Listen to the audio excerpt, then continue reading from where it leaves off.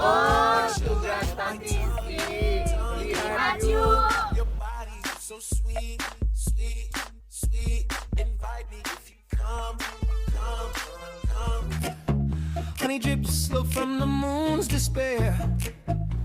A taste so sweet, it bends the light. Sugar on my tongue, burning bright.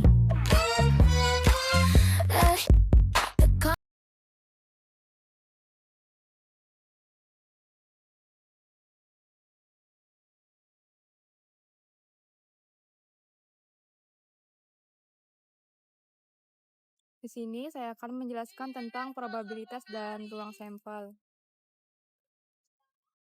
1. Percobaan acak dan hasil. Pengertian percobaan acak. Percobaan acak adalah percobaan yang hasilnya bersifat tidak deterministik, artinya tidak dapat diramalkan secara pasti sebelum percobaan dilakukan, tetapi tetap berada dalam cakupan kemungkinan tertentu. Ciri percobaan acak yang pertama, ketidakpastian hasil individual setiap kali percobaan dilakukan. Hasilnya bisa berbeda. 2. Dapat diketahui semua kemungkinan hasilnya meskipun hasil aktual tidak diketahui. Kita dapat menentukan semua hasil yang mungkin terjadi.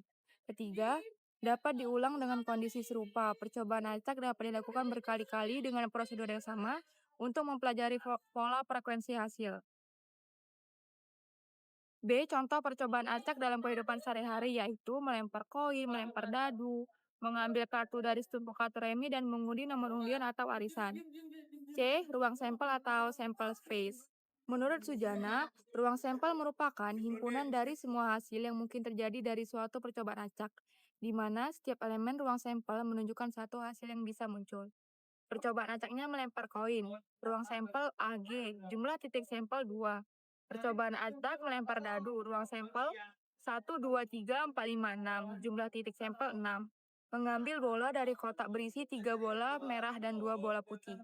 Ruang sampel MR1, MR2, MR3, MP1, MP2. Jumlah titik sampel 5. Percobaan acak melempar 2 koin sekaligus. Ruang sampel AA, AG, GA, GG. Jumlah titik sampel 4. Konsep dasar probabilitas. A. Pengertian probabilitas. Probabilitas atau kemungkinan adalah konsep dasar dalam teori peluang yang mengukur derajat kemungkinan terjadinya suatu peristiwa acak. Ini memberikan ukuran kuantitatif terhadap ketidakpastian.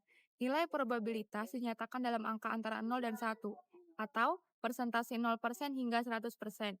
0 berarti kejadian mustahil terjadi, 1 berarti kejadian pasti terjadi. Probabilitas di antara 0 dan 1 menunjukkan tingkat kemungkinan terjadinya suatu kejadian, yang dihitung dari perbandingan jumlah hasil yang mendukung kejadian tersebut dengan jumlah seluruh kemungkinan hasil. B. Notasi dan rumus dasar probabilitas. Secara matematis dirumuskan sebagai PA sama dengan NA per NS. Keterangannya, NA sama dengan banyaknya titik sampel atau jumlah hasil yang mendukung kejadian A. NS sama dengan banyaknya titik sampel atau jumlah seluruh hasil yang mungkin dalam ruang sampel. C. Contoh penerapan rumus probabilitas. Sebuah dadu berisi 6 dilempar 1 kali. Tentukan probabilitas munculnya angka genap. S sama dengan 1, 2, 3, 4, 5, 6. Maka jumlah S sama dengan 6. A, 2, 4, 6. Maka jumlah A sama dengan 3. Peluang munculnya angka genap adalah 1/2 atau 0,5 atau 50%. Dalam jangka panjang, apabila dadu dilempar berulang kali, maka sekitar setengah dari hasil lemparan akan menunjukkan angka genap. D. Interpretasi nilai probabilitas. Nilai probabilitas atau P sama dengan 0. Makna atau interpretasi kejadian tidak mungkin terjadi. 0 kecil dari P lebih kecil dari 1. Kejadian mungkin terjadi dengan tingkat tertentu. P sama dengan 1. Kejadian pasti terjadi. Ciri-ciri dan sifat-sifat dasar probabilitas. Menurut aksioma Kolmogorov, terdapat 3 sifat dasar dalam sistem probabilitas, yaitu 1. Untuk setiap kejadian A berlaku 0 lebih kecil dari P, A lebih kecil dari 1. Probabilitas dari ruang sampel adalah 1, yaitu PS sama dengan 1. Jika A1, A2, A3 adalah kejadian-kejadian saling lepas atau mutual eksklusif, maka P, A gabung A2 gabung A3 sama dengan PA1 tambah PA2 tambah PA3. Pendekatan probabilitas. A. Pendekatan klasik atau classical approach. Teori probabilitas. Terdapat 3 pendekatan utama untuk menentukan peluang suatu kejadian, yaitu 1. Pendekatan klasik atau classical approach. Kedua, pendekatan frekuentif atau empiric frequentist approach. 3. Pendekatan subjektif atau subjective approach. Pendekatan klasik merupakan pendekatan yang paling awal dan paling sederhana dalam teori probabilitas. Pendekatan ini dikemukakan oleh Pierre Simon Laplace yang menyatakan bahwa probabilitas suatu kejadian adalah perbandingan antara jumlah hasil yang mendukung kejadian tersebut dengan jumlah seluruh hasil yang mungkin terjadi. Dengan syarat setiap hasil memiliki peluang yang sama besar untuk terjadi secara matematis. PA sama dengan NA per NS. PA sama dengan probabilitas terjadinya kejadian A. NA sama dengan banyaknya hasil yang mendukung kejadian A. NS sama dengan banyaknya seluruh hasil dalam ruang sampel. Karakteristik pendekatan klasik. Yang pertama, semua hasil yang mungkin terjadi memiliki peluang yang sama besar atau fair.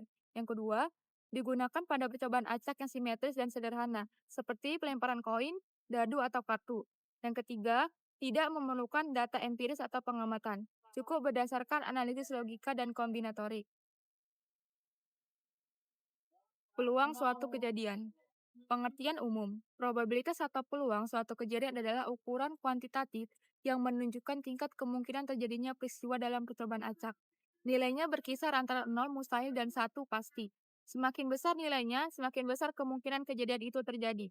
Konsep peluang digunakan dalam kehidupan sehari-hari. Misalnya, peluang hujan, kemenangan, atau keberhasilan investasi untuk mengukur ketidakpastian dan membantu dalam pengambilan keputusan rasional. B. Ruang sampel dan kejadian. Ruang sampel atau S adalah himpunan dari semua hasil yang mungkin terjadi dalam suatu percobaan acak. Contoh, melempar satu dadu, S sama dengan 1, 2, 3, 4, 5, 6.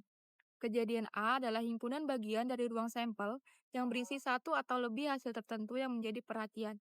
Contoh, A sama dengan 2, 4, 6. Kejadian muncul angka genap. Jenis-jenis kejadian dalam probabilitas. 1. Kejadian sederhana atau simple event. Merupakan kejadian yang hanya terdiri dari satu titik sampel. Contoh, muncul angka 4 saat melempar dadu. A sama dengan 4. Jumlah elemen kejadian A adalah 1. Kedua, kejadian majemuk atau compound event. Merupakan kejadian yang terdiri dari 2 atau lebih titik sampel. Contoh, muncul angka ganjil saat melempar dadu. A sama dengan 1, 3, 5. Yang ketiga, kejadian saling lepas atau mutually exclusive event. 2 kejadian dikatakan saling lepas jika tidak dapat terjadi secara bersamaan. Tidak ada satupun titik sampel yang sama di antara keduanya. Jika A dan B saling lepas, maka PA iris B sama dengan 0P, A per cap B sama dengan 0P, A iris B sama dengan 0. Contohnya bisa kalian lihat sendiri. Yang keempat, kejadian tidak saling lepas. 2 kejadian tidak saling lepas jika memiliki satu atau lebih titik sampel yang sama. Dalam hal ini, PA iris B sama dengan 0. 5. Kejadian komplement atau complementary event. Kejadian komplement dari A dilambangkan dengan A aksen. Adalah semua hasil dalam ruang sampel yang bukan merupakan bagian dari A. Konsep probabilitas. Banyaknya kejadian yang sulit diketahui dengan pasti. Akan tetapi, kejadian tersebut dapat kita ketahui akan terjadi dengan melihat fakta-fakta yang ada. Dalam statistika, fakta-fakta tersebut digunakan untuk mengukur derajat kepastian atau kemungkinan yang disebut dengan probabilitas atau peluang dan dilambangkan dengan P. Contoh, B. Kejadian setiap orang akan mati, maka PB sama dengan 1. C. Kejadian darah tetap mengalir dalam tubuh orang mati, maka PC sama dengan 0. D. Kejadian matahari terbit di timur, maka PD sama dengan 1. E. Kejadian setiap orang tidak akan mati, maka PE sama dengan 0. F. Kejadian seorang tentara mati di medan perang, maka 0. PF1. G. Kejadian tahun depan berhasil, maka 0. PH1. Ruang sampel dan kejadian. Contoh, pada pelemparan 2 buah uang logam, A. Tentukan ruang sampel. B. Bila A menyatakan kejadian munculnya sisa-sisa yang sama dari 2 uang logam tersebut, tentukan probabilitas kejadian A. Jawab. Penyelesaiannya, tentukan uang sampelnya, uang logam 1, uang sampelnya GA. Uang logam 2, sampelnya G, GG, AG. A, GG, AA, maka NA sama dengan 2 dan NS sama dengan 4. Sehingga probabilitas kejadian A adalah Kelas saya akan sama melanjutkan dengan NA per NS sama dengan materi 24 selanjutnya, yaitu NS aturan per penggandaan, permutasi, dan kombinasi. Baik, Aturan dari penggandaan sini memiliki akan dasar dijelaskan oleh menghitung teman banyak saya. jumlah kemungkinan.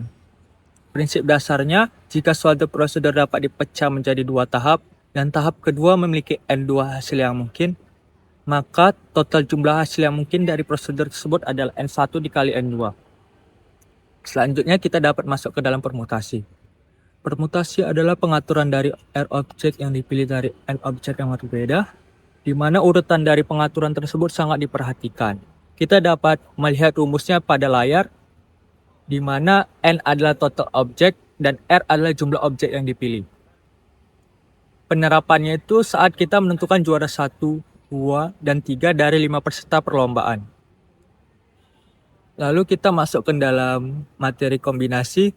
Kombinasi adalah pemilihan R objek dari N objek, di mana urutan pemilihan tidak mempengaruhi hasil akhir. Misalnya kelompok yang sama.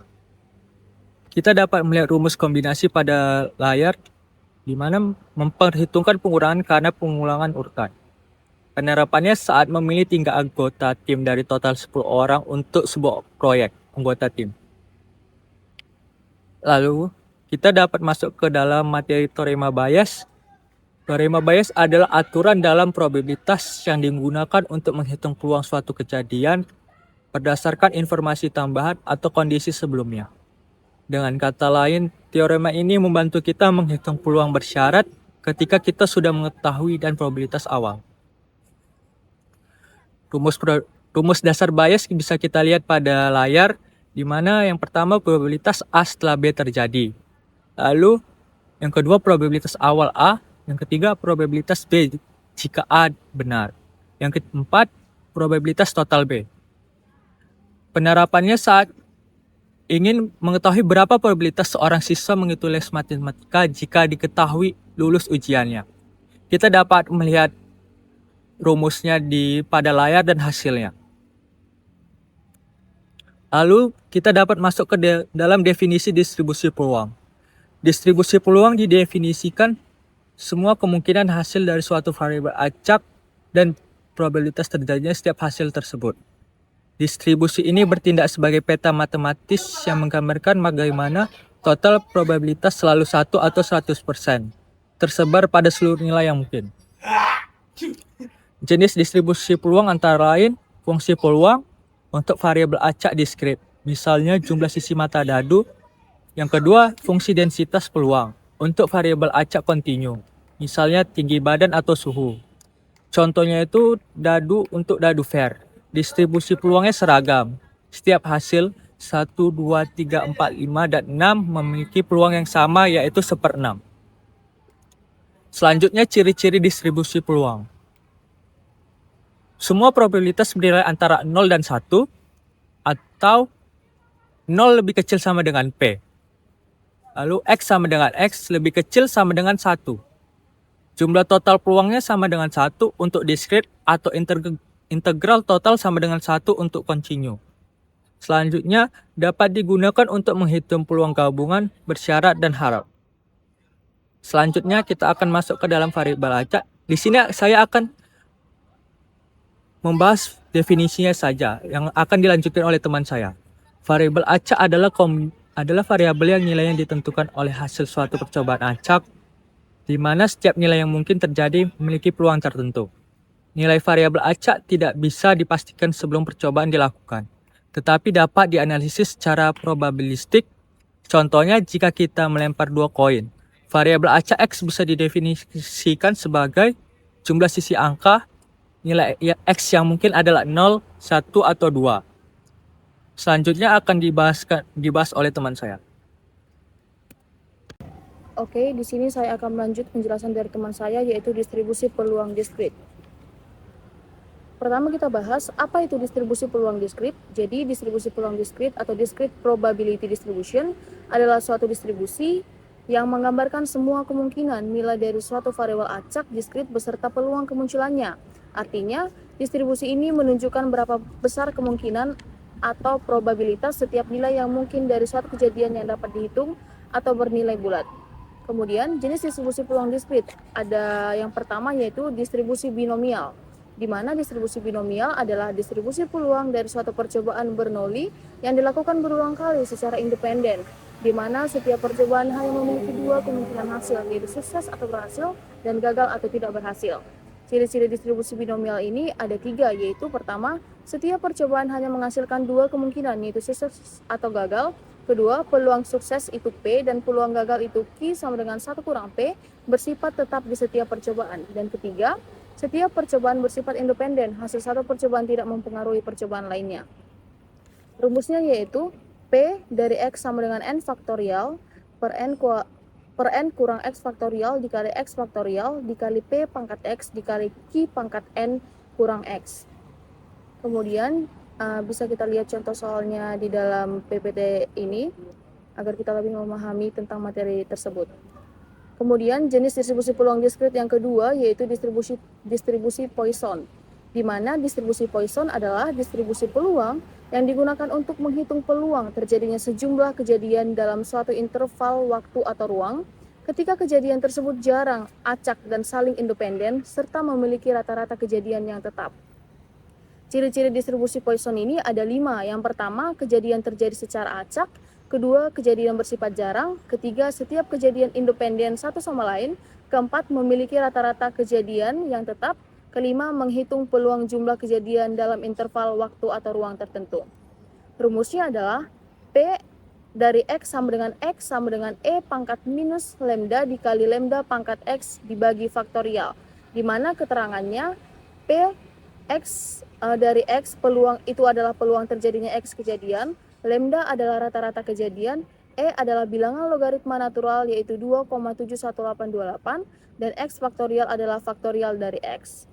Mari kita lihat contoh soal di PPT agar kita lebih memahami tentang materi ini.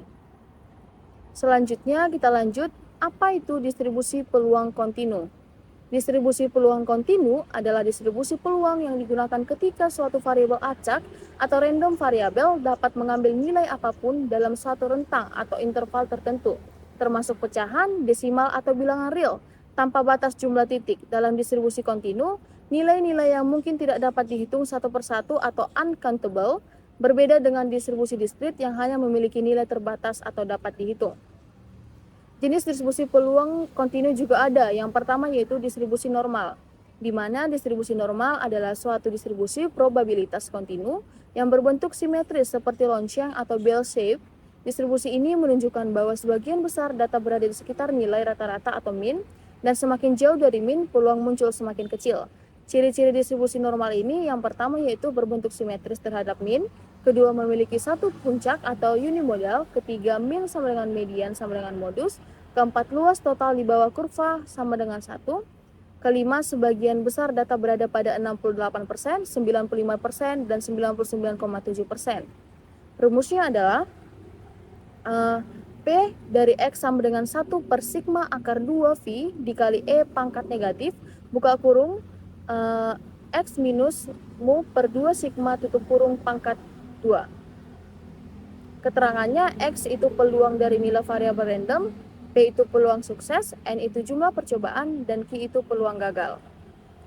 Mari kita lihat contoh soal berikut agar kita memahami tentang materi ini lebih dalam lagi.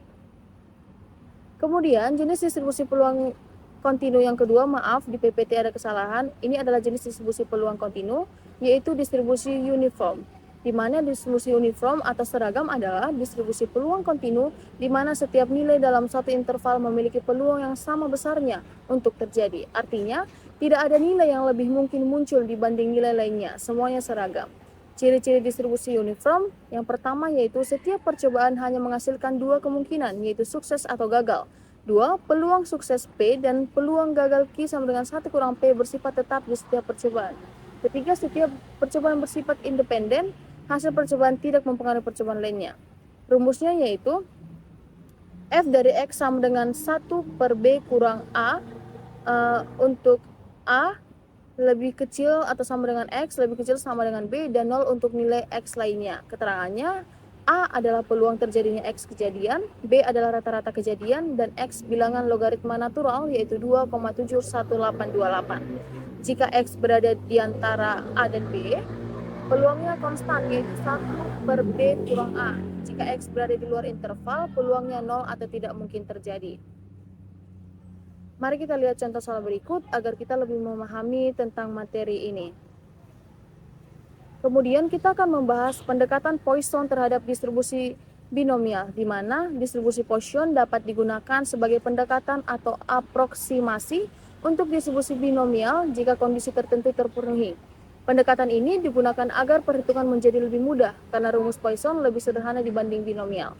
Kapan sih distribusi Poisson dapat digunakan mendekati binomial?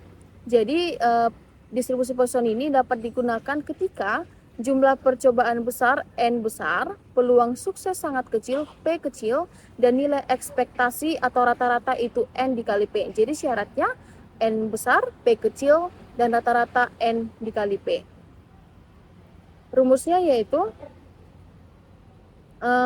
dari X sama dengan P dari X sama dengan kombinasi N pilih X dikali P pangkat X dikali 1 kurang P pangkat N dikurang X.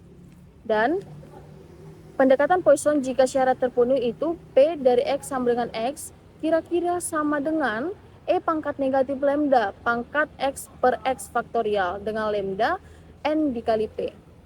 Mari kita lihat contoh soal berikut agar kita lebih memahami tentang materi tersebut. Oke, selanjutnya kita akan membahas tentang pendekatan distribusi normal terhadap binomial. Pendekatan distribusi normal terhadap binomial adalah metode aproksimasi yang digunakan untuk menghitung peluang binomial dengan menggunakan kurva normal.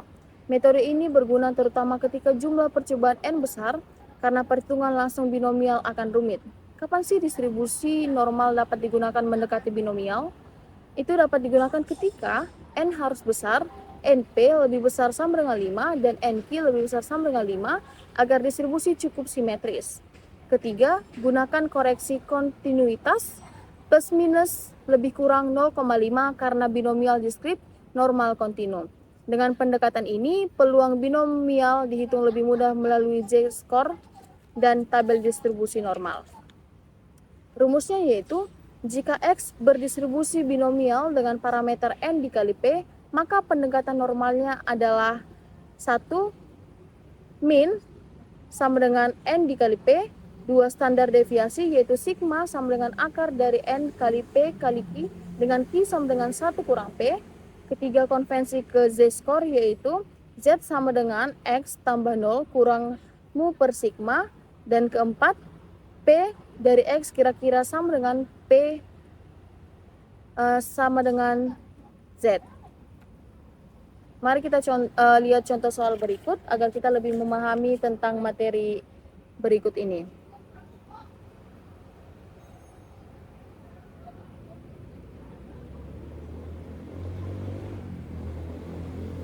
Oke, sekian presentasi dari saya.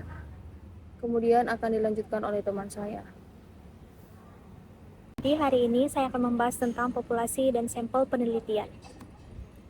Populasi adalah jumlah keseluruhan dari satuan atau individu yang karakteristiknya hendak diteliti dan kemudian ditarik kesimpulannya. Sedangkan sampel adalah sebagian dari populasi yang diambil untuk mewakili seluruh populasi dalam penelitian.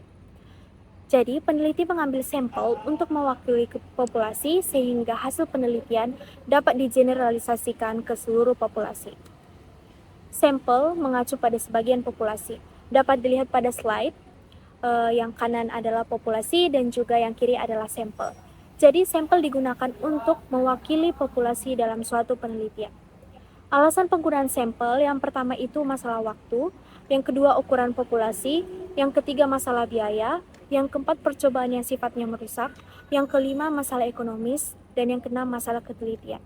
Dengan sampel dapat menghemat waktu, biaya, tenaga, dan hasil penelitian lebih akurat, dan juga proses penelitian akan lebih mudah. Langkah-langkah pengambilan sampel. Yang pertama itu tentukan target populasi. Yang kedua, mendaftar seluruh elemen unit populasi. Yang ketiga, menentukan sumber informasi. Yang keempat, menentukan jumlah anggota sampel. Yang kelima, menentukan teknik sampel. Kita masuk ke teknik sampling. Teknik sampling itu terbagi menjadi dua, yang ada probability sampling dan juga non-probability sampling. Kita masuk ke probability sampling. Probability sampling ialah teknik pengambilan sampel yang memberikan peluang yang sama bagi setiap anggota populasi untuk dipilih sebagai sampel. Sedangkan non-probability sampling itu adalah teknik pengambilan sampel yang tidak memberikan peluang yang sama bagi setiap anggota populasi untuk dipilih sebagai sampel. Probability sampling itu ada terbagi menjadi beberapa bagian. Yang pertama itu ada simple random sampling atau sampel acak sederhana.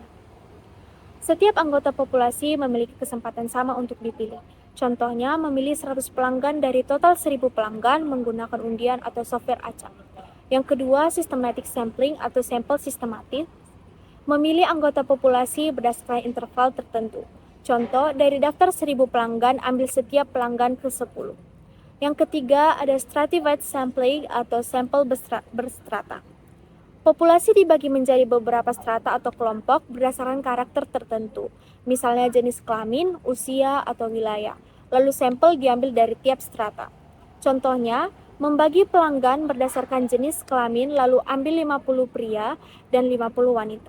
Yang keempat ada cluster sampling atau sample cluster. Populasi dibagi menjadi beberapa kelompok alami atau cluster, kemudian beberapa cluster dipilih secara acak untuk diteliti. Contohnya, membagi pelanggan berdasarkan jenis kelamin, lalu ambil 50 pria dan 50 wanita. Kita masuk ke non-probability sampling. Yang pertama itu ada convenience sampling atau sampel kemudahan.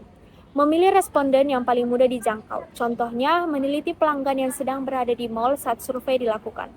Yang kedua ada judgmental atau purposive sampling atau sampel bertujuan. Memilih responden yang mudah dijangkau. Contohnya, meneliti pelanggan yang sedang berada di mall saat survei dilakukan. Yang ketiga ada kuota sampling atau sampel kuota. Menetapkan kuota untuk tiap kelompok, tetapi pemilihan responden tidak acak. Contohnya, 60% responden wanita dan 40% pria. Diambil dari siapapun yang memenuhi kuota. Yang keempat ada snowball sampling atau sampel bola salju. Responden pertama membantu menemukan responden berikutnya. Ini cocok untuk populasi yang sulit diidentifikasi.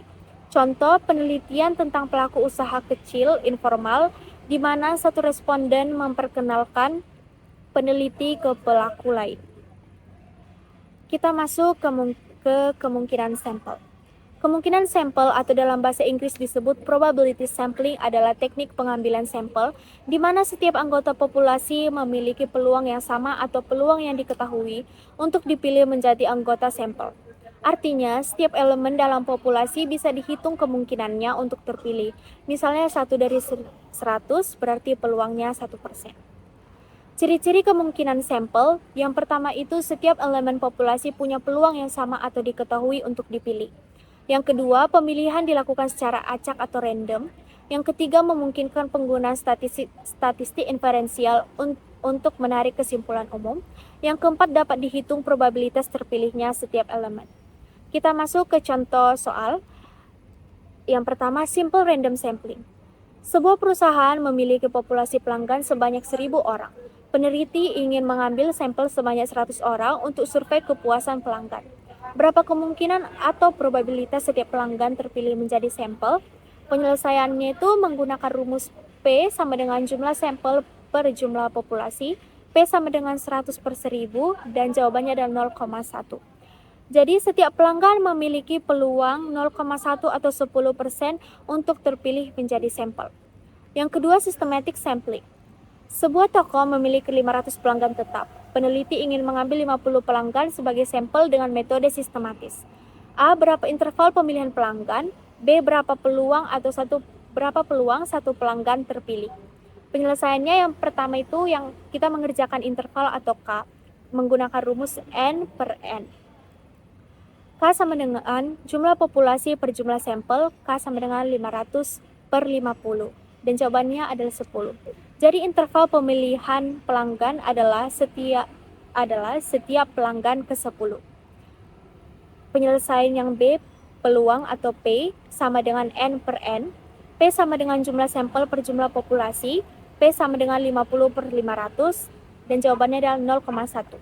Jadi setiap pelanggan memiliki 0,1 atau 10% untuk terpilih. Yang ketiga, kita masuk ke stratified sampling. Sebuah perusahaan ingin meneliti kepuasan kerja karyawannya. Total karyawan 600 orang yang terdiri dari 400 karyawan produksi dan 200 karyawan administrasi. Peneliti ingin mengambil 60 orang sebagai sampel menggunakan metode proportional stratified sampling. Berapa jumlah sampel yang harus diambil dari masing-masing bagian? Penyelesaiannya menggunakan rumus NI sama dengan NI per N dan dikali N. Kita dapat melihat contoh soalnya di slide. Jadi yang pertama itu sampel dari administrasi sama dengan 40 orang. Penjelasan tentang rumusnya, NI sama dengan jumlah populasi dalam strata, N sama dengan total populasi, N kecil sama dengan total sampel yang ingin diambil, NI kecil sama dengan jumlah sampel tiap strata. Ini adalah jawaban nomor 2. Kesimpulannya, produksi sama dengan 40 orang, administrasi sama dengan 20 orang. Total tetapnya sama dengan 60.